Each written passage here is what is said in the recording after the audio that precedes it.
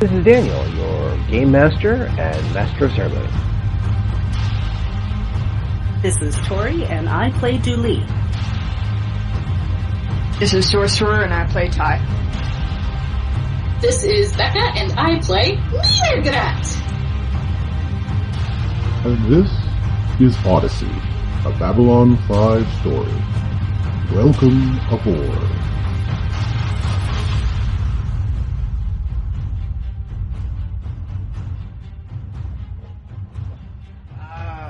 Did you see that? I know. Did you see that? How often do you find a tournament like that when they just go down like that? Oh, it was a flawless victory. I tell you, it was amazing. And the way that he kept screaming at the opponent that he was fighting, it breaks my heart to hear this. Oh, it was so beautiful. Oh, wait, where are you going? Get over here! Come on. You came here to hear lessons and stories from Padini, yes? I'll talk to my bookie later. Bookies are like that. Anyway, you wanted to hear about what happened after we left off last time. Oh, so much has happened. Ty, stranded in the past in the body of a Yithian, learning more and more about what is going on about the Yithian cultures and what they have in store for the TauMarie Celestia. Next, you have Dooley, who is working with what he thinks is Mirgrat, but it's not Mirgrat. But Mirgrat is trying to wrest control back from this thing from beyond the stars. And now, at the heart of it, we have mental combat. Yes. And now, we return to where we left off, as mental combat has now begun. And fight. You can kind of still see it, your own body stand up and have a casual, if not a little jerky, walk with Dooley as they want to go take a look what's going on outside. Okay, I think I want to initiate telepathic combat with this thing. Okay! Because it's like... Mirgrat is pretty fucking sick of this thing saying, like, it said that it would tell Dooley the truth, and it didn't. Oh, now I have to look up how telepathic combat is done, but damn, this is gonna be fun. Just want to say also for the record, this is now our second attempt at combat in 11 recording sessions! Yeah, I mean, role-playing combat isn't our speeds. Also, in Babylon 5, if you have to initiate combat, something has gone terribly wrong. Ty's not about to fight anybody. She's incredibly weak, and she's also, like, a coward. I don't know if y'all have noticed this or not, but she definitely is. I mean, they didn't do much combat on the show either. It was all like the security guys fighting, and the captain occasionally, the bad alien, so. The Rangers did it quite often too. Yeah, but that was usually off screen. Yeah. Well, no, actually there's, first time you ever meet Marcus, he beats up a couple of thugs trying to help Delenn out with that's how you find about the fighting pike. So they actually do telepathy, they do actually do fighting some, and again, but it's not as, again, it's more discussion than it is, doing the Kirk and Spock, okay. So there is telepathy skill, maintaining, okay, we're gonna treat this as normal combat. Because there is, according to this, action, saving throws, concentration, multiple subjects, and variations. Everything has to be line of sight, but this is you. Yeah, it's in my head, so I feel like we can see each other pretty clearly. Yes. So, you can use, essentially, any attack in the guide for telepathy, which is, between pages, 123 and 132. Or 131. Okay. So if anything you want to use like this for an attack, you're welcome to do. But let's get initiative first. Okay. You know how to do initiative? Yes, of course you do. Yeah. Fucking figures. That was a D6 -1. Oh my god, Yeah, okay, hang on. I swear to God, I'm competent. It's okay. If you're having a weird day, I understand. Okay. Wow! Wow! For those of you listening at home, when I accidentally rolled a d6 instead of a d20, I got an initiative of 4. On my reroll, I got an initiative of 2. Wow. Probability theory. I'll let you take the first... Go ahead. No, go ahead. Sorry. I'll let you... sorry, I just didn't mean to interrupt. I'll let you take the first attack because you're initiating, but after the first round, it will get priority. So, you're doing a sneak attack. What are you doing? Okay. So, are we doing the thing where we have to do the the power for our P rating? I'm still new to this, so basically you have to make the telepathy check power required. Let's see, power. If you've done this before, please help me out. So, the P rating is, where the power required is the P rating you need to have to, do the, action. And, then if your P rating is lower than the power required, you have to, take telepathic damage, by,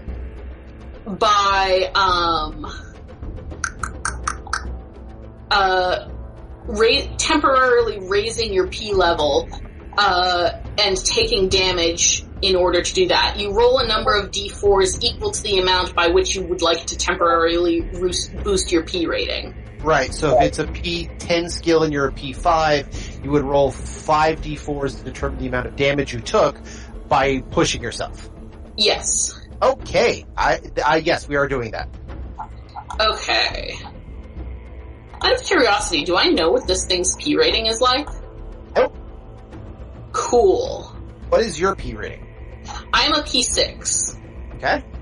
So, what are you doing? Give me just a moment, because I also need, there are other actions in the Lurker's Guide to, telepaths. Oh, okay. So, while you're doing that... Also, unless this thing has the, adaptive mind feat, it takes a penalty because we are not the same species. Okay. Let's put it this way. Do you have the adaptive mind feat? I do. Okay. Why? No, it doesn't have everything that I have. Sorry, that was my partner. No, that's you talking to the thing inside your head. We get that. Yeah. I'm assuming it does not have everything I have that it had, because it would have its own stats. Although if that's not the case, interesting. Okay, so while you're looking that up, I'm going to go back to Julie. Just chime in when you've got your action ready to go, and we'll see that's your attack. Okay. Thank you.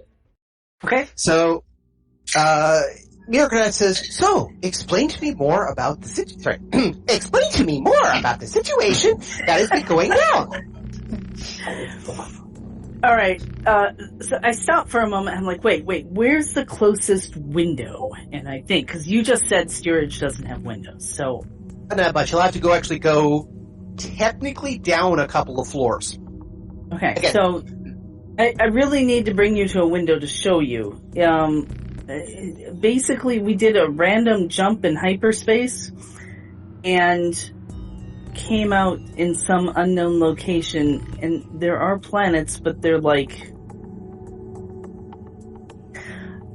I don't know that much about math or science or planet rotations, but it just seems like they're impossible. So, let me show you. I understand.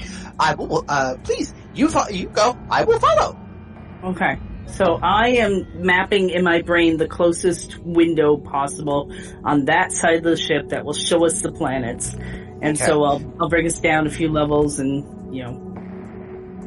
You'll bring it down a few levels, but then you're going to have to go to the front. I don't know if you've seen the sketch that I had of the actual plan, but there's essentially these, at the ends of the cylinders, there are 4 or 5, areas that kind of jut out a little bit. They're essentially there as observation domes. Yeah.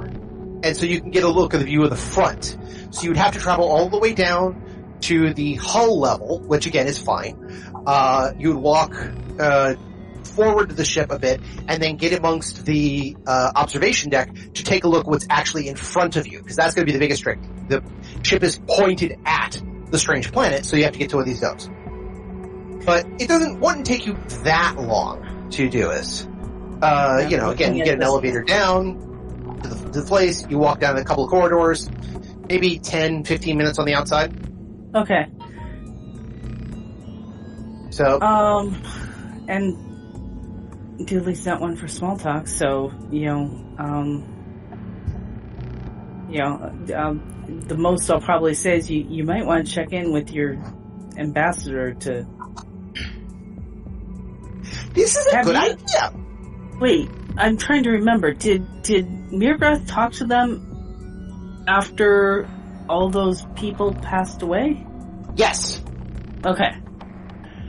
She did check in with the ambassador after the people passed away, because she explained to the ambassador she's got a thing on her head now. And the ambassador was like, wait, what?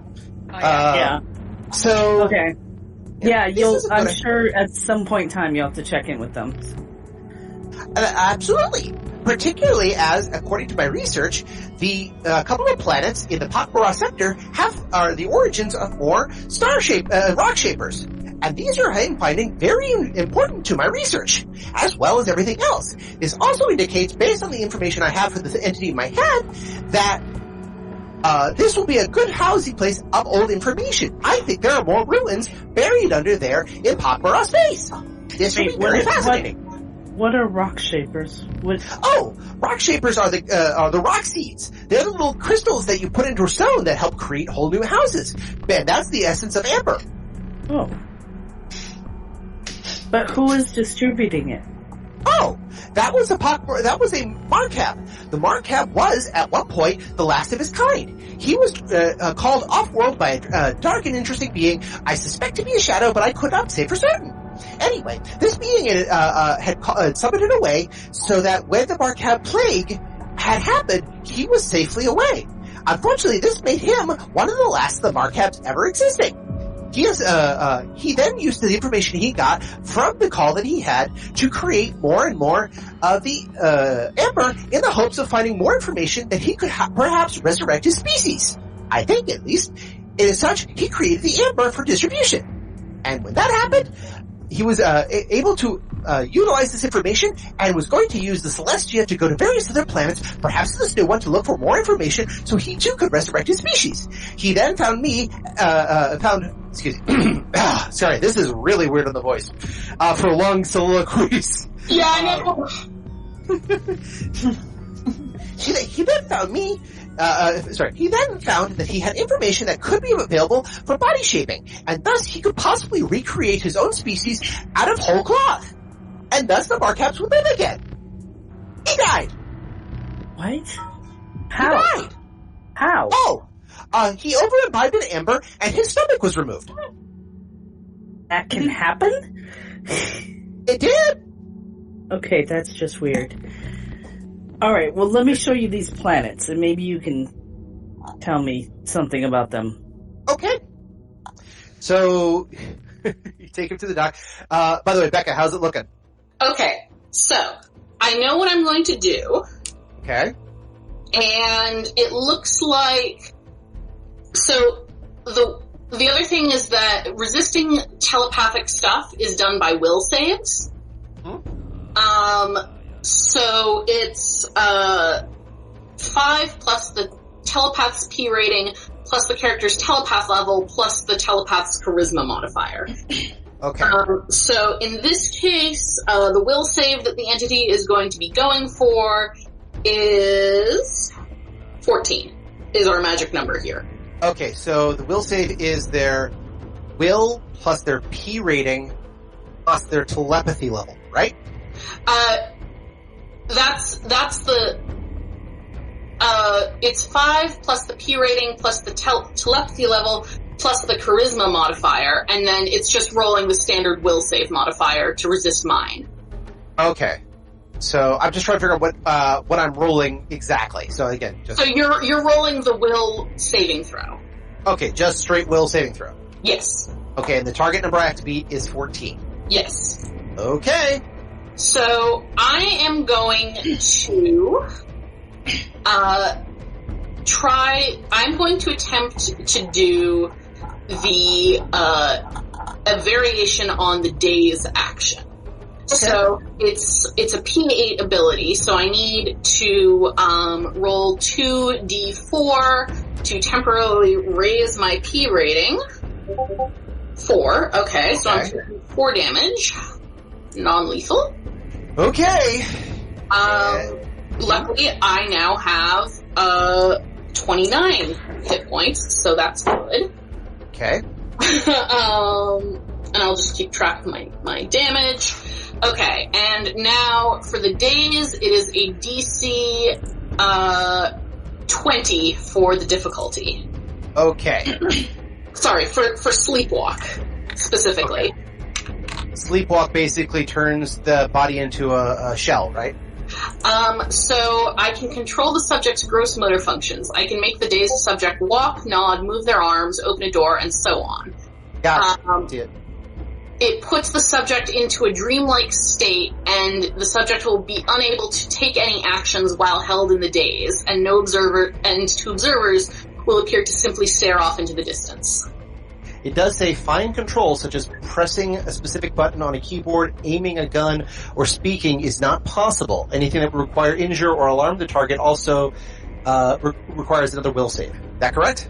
Yes, but I'm mostly thinking, like, at this point, it's my best option for making this thing stop whatever it's doing right fucking now. Okay. Oh, God. Alright.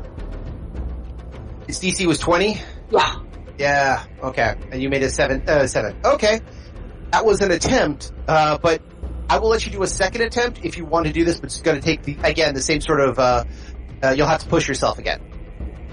Okay, so yeah, I'll take damage again. Okay. Okay, 5 more points of damage. While all of this is happening, Murat's like following Dewey around and like slowly starts bleeding from their nose or whatever. Well, you guys don't have nose. It's probably just this little dribble coming out the one of the tendrils area, and it just looks like 29, motherfucker. 29. Okay. Now it's still a 14 for the response. Yeah. Okay. That was just if I could make the attack. Okay. Because I see the telepathy check is 14 under the stats. Okay. And a DC of +6 for the sleepwalk, understood. I was just looking for the what would determine the will save in this, but I guess if you say it's 14, I will take your word. It's on saving throws on page 125. Oh, the will against any telepathic abilities made equals 5 plus the telepath's rating, so that's 6, that's 11, plus the character's telepath level, that's 2, that's 13, plus the character's charisma modifier, which you have a charisma modifier of 1, right? Yep. Alright. Here goes. Survey says! Ah! It rolled a 10! You win! Okay. Finally! It's cool that we don't do many fights, because this is really boring, I'm not gonna lie. Once we get the hang of things, it gets a lot easier, trust me. Okay. What does this mean? That Mirgrad suddenly stops, starts bleeding, and blinks and looks at me and says something? I mean, what? Doesn't say anything, just like immediately goes catatonic. Oh. Basically, with the days, you just gotta sleepwalk. You gotta go stop in mid sentence. Well, I could take a. That's actually what comes through the translator, by the way. You stop, but you have sleepwalk control. Remember, you're allowed to do something with base control while it's stunned for a bit. Yes. So while it is stunned, I am going to go back to the to the Markhav's quarters, and I am going to take all of the, books and papers and stuff, and, bring them give them to, Dooley. Okay. So mid-sentence, she stops, gurgles something, and then they turn around and walk down the hallway. Yep. Saying anything. Yes. Okay. I don't know how long this lasts. I think it's a concentration check. Give me a sec. Yeah, by the way, Sorcerer, in normal combat situations, once you get the hang of it, it's really quick, like, die roll! Okay, this happens! Boom! Next person! Boom! So, Okay. Yeah. This It's not. This is basically us being newbies to the system. Yeah. Fair enough. Yeah, it's concentration. So basically, as long as I'm not doing anything else, then I'm good. If I want to do something else, then that's an issue. Okay. So, again, trying to hold this, I'm going to ask for a concentration check. Once just to get you in the door. Alright? Okay. And it's a simple, it's going to be a simple concentration check, so. No, I only need to, do concentration, if I'm trying to do something other than maintain the ability. Gotcha. Okay. So, you are multitasking a little bit because you are getting it to move, but again, you're maintaining the ability, no problem. Yes. So, basically, for Dooley, you get to see it, like, bleeding from the ear a little bit, bleeding from the tendril a little bit, looks kind of like drool or bile or something like that. And then, Mirgrat just stopped. You're thinking for a second, did the translator break? It then turns around, and they walk back to the door, kind of jerkily, kind of like Frankenstein in a weird way. And then, once they get back, the door is open. Hey, boss! And waves out at the person in a flaily arm, walks right back in. Do you follow? I guess that's the good question. Oh yes, I follow, because I don't know whether it's a translator or something physically wrong with them. Okay. So, yeah, I'm following. I'm like, can I help? Where, aren't we gonna go see the planets? So, you follow Julie back to, you follow Mirgrat back to the black door, enters in, guys says, hey boss, Mirgrat goes into the back room, you follow, immediately grab this huge thing of leather books that look like they're older than you are, then some of them look like they're older than your planet. And doesn't, like, drop them in your lap so much as kind of shove them at you. I mean, it almost looks like they're trying to pitch it to you, like, underhanded. But okay, they just kind of... Yeah. So I'll fine, yeah, I can carry this. Okay. Okay. Mirgrat, you have very basic confused. control. What do you do? Okay. I am going to head to the security office and try to put myself in a cell. Okay. This definitely will have a resistance because now you're going to impede the work, but go ahead and give me one more telepathy check. Okay. Make sure... 29! Nice. Wow. Oh, survey says... 22! Turn around. Good. So, basically, you walk into the security office, you can't say anything, you know, like, I like to turn myself in for whatever, but you walk in, and you kind of shamble towards a cell, and, you know, there's, Sergeant Osteen and Dooley, and Kali looking, can we help you? What's going on? And you just kind of, you sit into a cell, and wait there because you can't open and close the door. You just sit in the cell. And they actually says, "This isn't a drunk tank, or this isn't a hotel room. What are you doing here?" Okay. I'm going to do something to try and express that all is not right here. And what I am going to do is I am going to snap the cord that holds my air freshener medallions and throw it outside of the cell. Oh. Guess that's... Yeah. I've never seen them without one. So, yeah. They're wearing at least one. If they're always wearing at least one, usually they'll add extra air fresheners if anyone seems to be, like, wrinkling their nose or whatever. So, yeah, Mirgarat is out their air fresheners. Alright, and I'm assuming, Dooley, you've been following and watching all this, yes? Oh, yeah, I'm following. Yeah, okay. And yeah, they're like, this isn't, I'm like, oh, just wait. And then, yeah, you see the grab pass and still sitting there.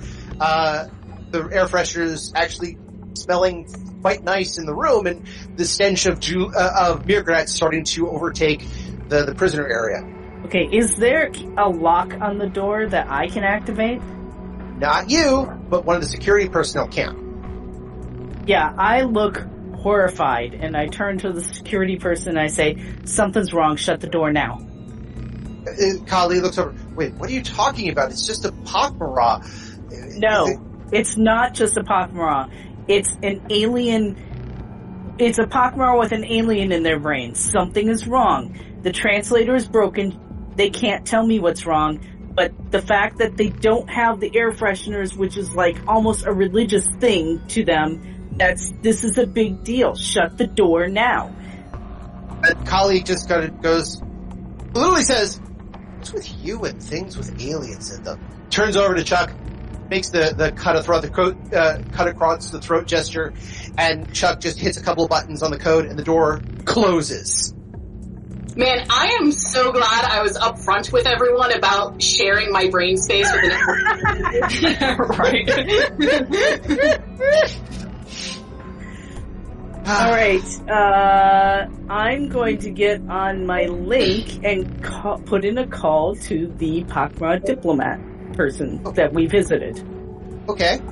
So, I imagine they have, like, an office number, and I'll get an assistance, but...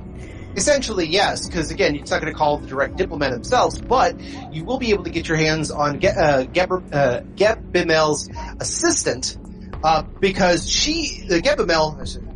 they are in the middle of dealing with a crisis, that they can't even contact Homeworld through a pulse network on a hyperlink. They're completely disconnected, but he says, yes, you're part of the pack, you're part of this, how can I help you? Please make it quick. Mirgarat is in distress, extreme distress, and the translator has broken, and I don't understand what's going on. Then they could take the translator to any person. Why are you contacting us? Because Mirgarat has insisted on being locked up in the jail. They kind of pause for a second. What? It might have something to do with our current position in space, but I don't know. Kind of says, very well. We'll send somebody down to investigate. Thank you. Alright. I'm just hoping for a translator at this point, because I don't know what's going on other than the translation broke. They have an alien in their head, and they threw their prized possessions away. Okay. Alright. So... We interrupt this portion of this broadcast for an important announcement. And now, the creator, owner, and operator of Temporal Playgrounds Productions, Daniel Ellis. Thank you. Hi, this is Daniel, owner and operator of Temporal Playgrounds Productions, as well as your game master and master of ceremonies of Odyssey, a Babylon 5 story. I'm here with a particular announcement and a request. As you know, we have been doing this game for quite a while. We've actually been producing it for about a year and a half. We've also been releasing episodes for about a year. Now, again, when compared to things like other people out there, doesn't seem like a long time. Compared to, however, to my experiences, many games that last longer than a year, let alone a year and a half, are special things to keep involved. You want to keep people together for games such as this. And my players have been doing an amazing job, as you've been hearing. Also, as you know, my players do not receive any financial recompense for this. I don't receive any financial recompense for this. We don't advertise. We don't allow ads on our channel. We don't allow monetization. Nothing. So we basically been doing this for free for a while, and that is no problems. We have no problem doing that for a while. But I want to do something special to help thank my gamers. We're still in the process of making new episodes. We have plenty more in the can, so rest assured, many more are coming. But I want to do something special for them, for they have stuck it out with me during this time. And I'm doing so by having a lamp designed that has basically an illumination of the logo that you see on our YouTube channel for the Odyssey game. This is not inexpensive, but it's not that bad. Honestly, it's a small thing, but many of our players are not local. None of us are in the same town, let alone the same country in some cases. So I'm having these made, shipping it to them with a nice thank you. Now, why am I bringing this up? Why indeed? It's because in this case, I know there's people who've been following us for a while, and I really, really thank you for doing this. We couldn't have done this without you. We couldn't have done it with the support of people who are listening in, enjoying our content, commenting, sending us messages, all the rest of it. We thank you. Thank you so much for doing this. It's, other that, or we're just screaming out into the void, and that just gets weird after a while. But in this case, if you've been enjoying the content and want to give back, we are not asking a lot. I have set up a GoFundMe that you can find at temporalplaygrounds/thanks. This is just a way to set up the thank you gift for our players of the lamps and to ship it off to them. Now, I'm asking for a particular dollar amount, which you'll be able to see, but I will tell you that if we make our goal, that's it. After the goal is made, we're not accepting any more money, because this is not about us profiting. This is not about us gaining money. This is about me wanting to help and say thank you to my players for just doing an amazing job that you guys have been listening to for quite some time. So with that being said, I would love to implore you to go to temporalplaygrounds.com/thanks, click the please help button, and if you can, please give to the GoFundMe account. If you can't, don't worry about it. Honestly, we'll be fine. It's great. I just want to offer this over to everybody else who is really enjoying this content. And if you have been enjoying the content and don't want to give or are unable to give, that's fine. You guys have been great supportive to us, and we want to make sure that you guys are thanked either way. For those who do want to give a little bit and they want a little thank you, I'm more than happy to not only make a shout out, but also to add you to the list of Padini's, Lord Padini Foglio's traveling troupe of performers. That we can do for you. Yes, you'll get a nice shout out on the episode. You'll make sure everything is good, and you'll be part of my crew. Yes, yes, we'll be able to work with you very nicely. But but again, this is only if you can give. If you're really interested, and again, you want to say thank you, like I want to say thank you. We would really appreciate this. Other than that, no problem. Just giving the opportunity out there. In the meantime, thank you for listening to this important announcement. We return you back to our regularly scheduled episode.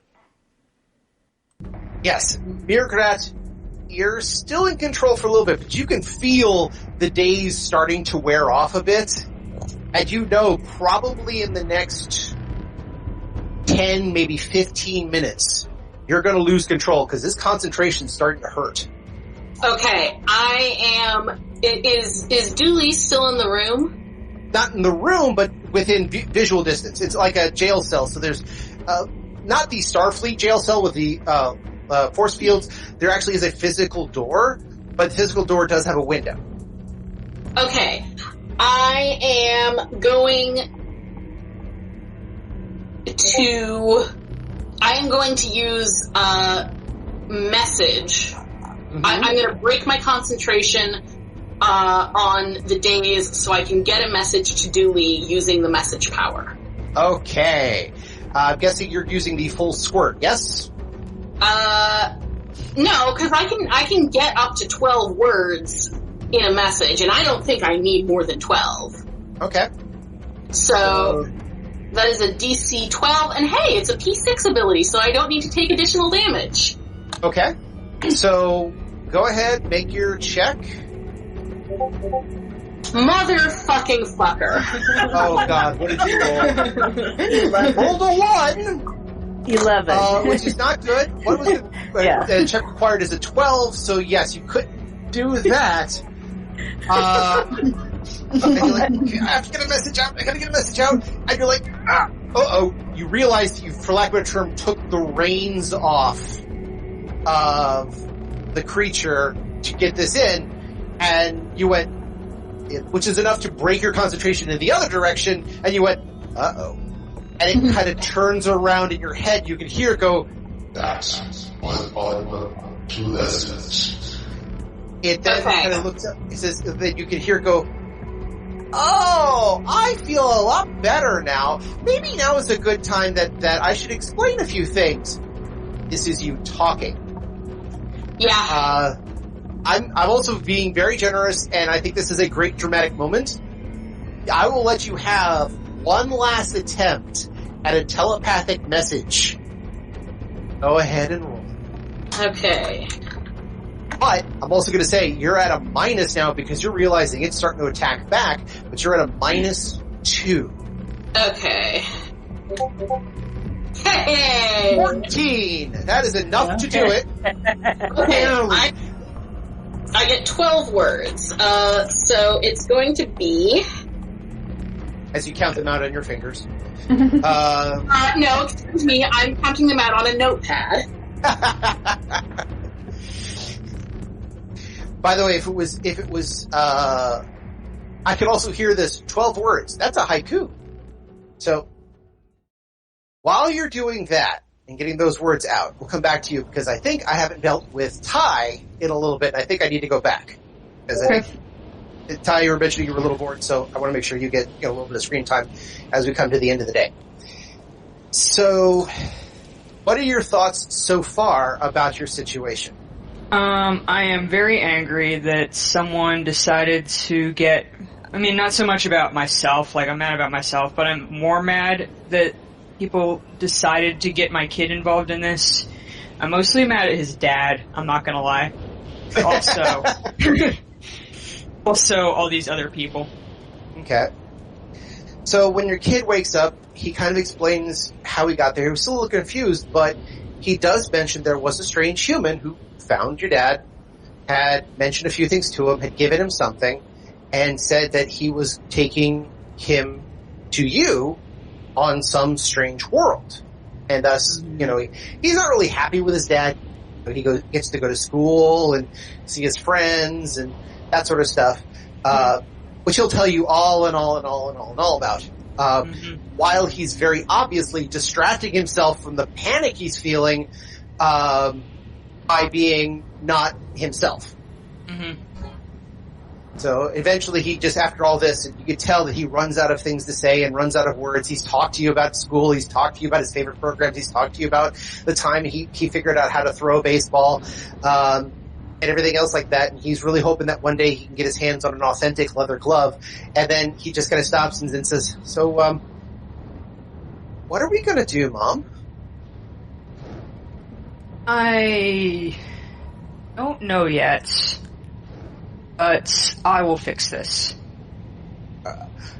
I believe in you, Mom. I really do. You're the toughest person I know. Yeah, I'll fix this. Okay. So go ahead. I may have to leave for a little while. I'll be back. Oh, okay. Everything right?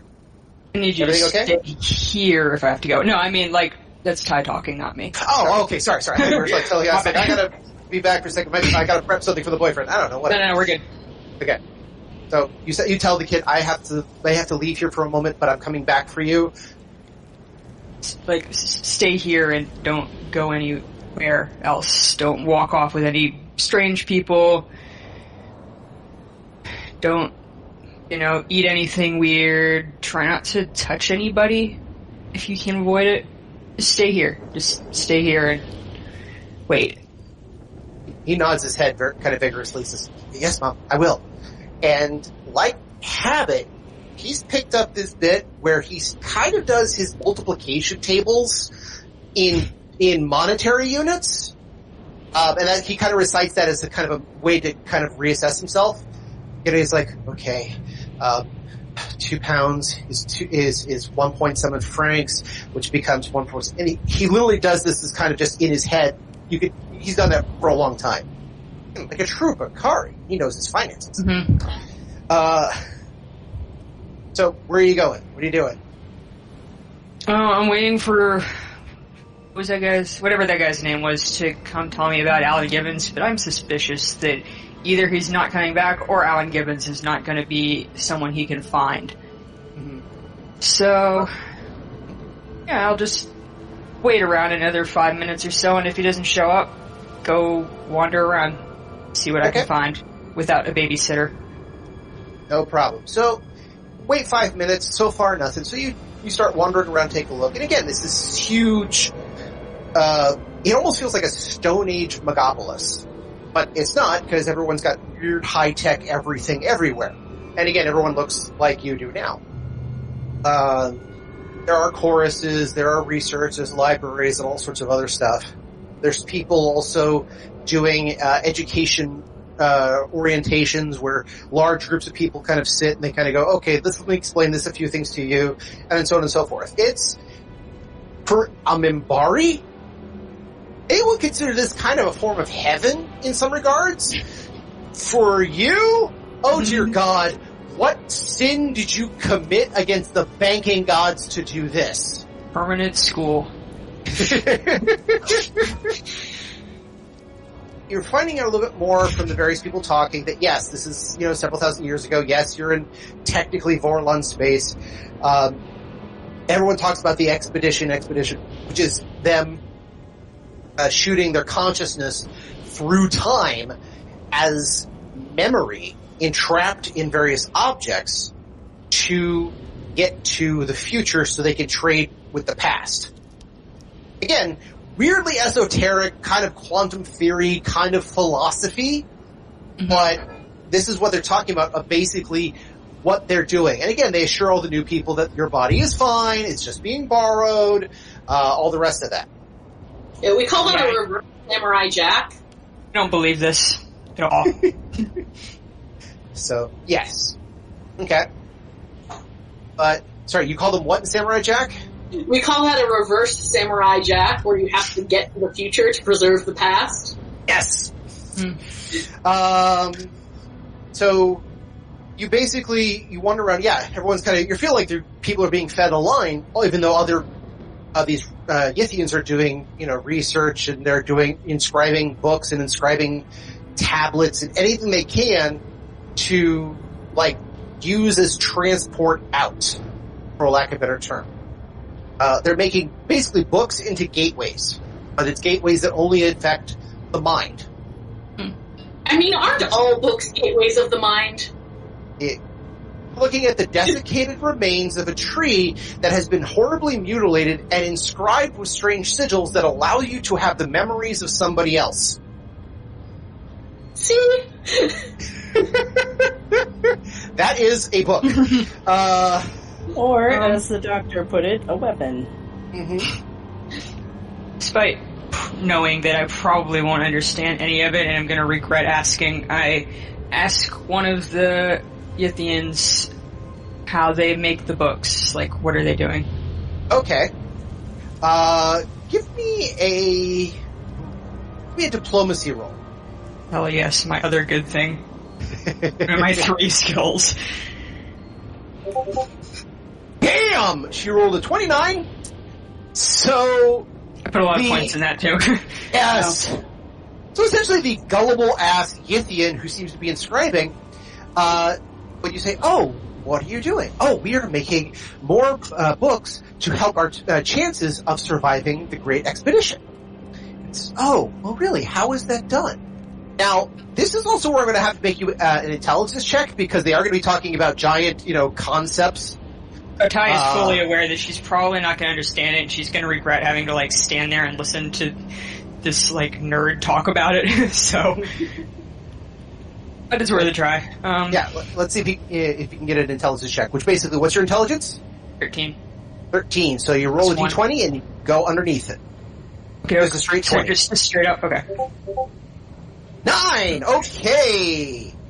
So, it's a little esoteric, but the Yithian is realizes he's talking to a non-Yithian, and says, oh, okay, let me explain it to you a little. You can hear the patronization in its voice. Oh, you're cute. You want to know what this is about. Okay, I'll use the little words so you understand. And you can tell he's not doing this because he thinks you're an idiot. He's doing it because he honestly thinks you lack the capability to understand, but you're curious and it wants to entertain your curiosity. I mean, it's not totally wrong. But between the diplomacy and everything else, it's explaining that, yes, it's using the books, once certain things are inscribed, that it acts as a gateway. Once somebody on the other, some other time gets the book and performs certain rituals, then the transport can begin. Now, the transport is mostly done just through several consciousnesses, but they have a kind of a prep room, for lack of a better term, where the beings can go, and when a prayer is said, or, you know, when the gateway is opened on the other side of the timeline, then the next in queue will go. So there's a gateway that you send the books through. No, the books are not themselves are the gateway. They expect this planet to be lost, but they're encasing all the books in essentially what is essentially a fireproof safe, so that when the planet is destroyed, it's shot off into the universe, opened up, and, you know, distributed, but they'll be safe after the planet blows up. And they know this has worked because they've already jumped forward in time, so they know somebody's gotten some of the books. Well, I'm here, so obviously it worked. Exactly. So that's the other reason why they're doing it, because it's already happened. But, that's how they are distributing the books, even though they know they don't have any rockets off this planet. So they're basically... Go ahead. No, go ahead. Yeah. So basically, once the book has been opened and inscribed and used on the other side as the gateway, then that allows for an opening essentially of the mind, telepathically, if you will, on this side of the schism to open up, and another Yithian can go through and inhabit a body. There are some masters that allow for essentially mass conversions, and those people are people who have spent a lot of time studying this material to do that. It also helps, and he says, it also helps if you have the right frequency modifier, and it holds up a blue crystal. Yes, that was going to be my other question. Mm-hmm. It mentions the blue crystals act as apocalypse boxes, as they say, and allows the Yithian frequency to come through nice and clear. They each of them carry a essence of soul of 20 Yithians who sacrificed themselves to make these possible. So if you have one of those, theoretically you could send a message to the future? Well, you can always send a message to the future. Other than by writing it in a bottle, basically, and hoping someone gets it? It helps with the transition. But yes, we communicate through these to another time period. Interesting. Well, thanks for the information. Thanks, I have a heist to plan. Is not a good thief, but I guess she's gonna learn or die in the past. I had this image of you coming back to the room, finding your son kind of like drawing on the walls, but otherwise kind of like curled up in himself. It's like, don't worry, Mama's got a plan! And that's where like that ends for that segment. Mirgrat, have you able to figure out your 12 words that you're sending to, I'm assuming, Dooley? Yes. What 12 words are they? Okay. Entity in control. Pretending to be me. Do not trust without proof. Okay. Just curious, was that 17 syllables? That would be funny as hell. No, but it would be more as anyway. Entity in control. Snow blankets mind. Do not trust. So, all right. Okay. Yes, you get that projection in your head very quickly. And I swear out loud, very loudly. And carefully pick up all the air fresheners on the floor. Mm-hmm. I'll look at Mirkrat and say, "Okay, I'll hold these for you. You just stay in there." So, with Mirkrat entrapped, with Dooley on a quest, with the Celestia trying to figure out where it is and why it is, and with Ty in the far, far past in a strange body who has a plan. Such as it is. This is a great suspenseful moment to call it a day for this evening session, and I think that would make a good stopping point for the recording.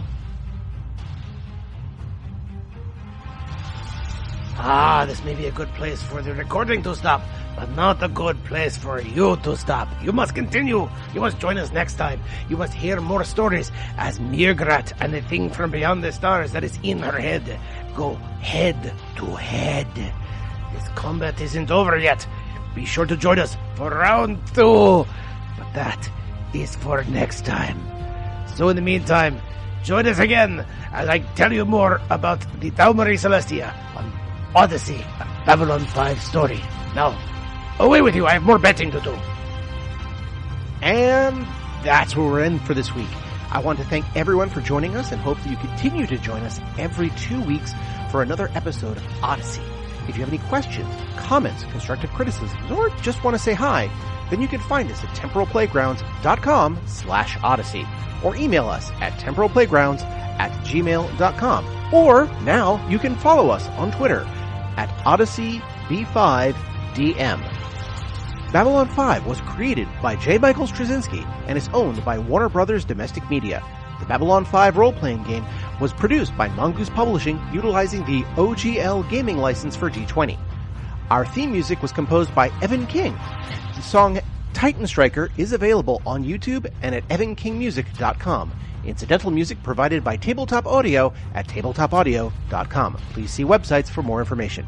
Once again, I am Daniel, and I thank you for joining us on this grand adventure. Good night, and keep dreaming.